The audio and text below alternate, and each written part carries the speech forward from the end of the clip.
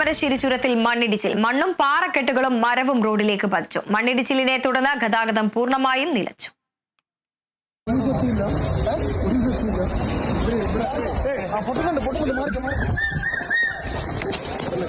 ചുരം 9-ാം വളവിലാണ് വൈകിട്ട് 7-ന് മണ്ണിടിച്ചിൽ ഉണ്ടായത്. ചുരത്തിലേക്ക് JCB എത്തിച്ച് മണ്ണും മരച്ചില്ലുകളും നീക്കം ചെയ്യാനുള്ള നടപടികൾ ആരംഭിച്ചെങ്കിലും ചുരത്തിൽ നേരിയ മഴ ഉള്ളതിനാൽ വീണ്ടും മണ്ണിടിച്ചിൽ ഉണ്ടാകുമോ എന്ന ആശങ്കയിലാണ്. അതേസമയം സംഭവ സമയത്ത് ചുരത്തിലൂടെ കടന്നുപോയ യാത്രക്കാർ രക്ഷപ്പെട്ടത് തലനാരിഴക്കാണ്. കാൽനട യാത്രക്കാർക്ക് പോലും കടന്നുപോകാൻ സാധിക്കാത്ത അവസ്ഥയാണ്. റോഡിലേക്ക് ഇപ്പോഴും പാറക്കല്ലുകൾ വീഴുന്ന സാഹചര്യത്തിൽ കാഴ്ചകൾ കാണാനും മറ്റും അത്യാവശ്യമില്ലാത്ത യാത്രകൾക്കുമായി ചുരത്തിലേക്ക് പ്രവേശിക്കരുതെന്ന നിർദ്ദേശം പുറപ്പെടുവിച്ചിട്ടുണ്ട്.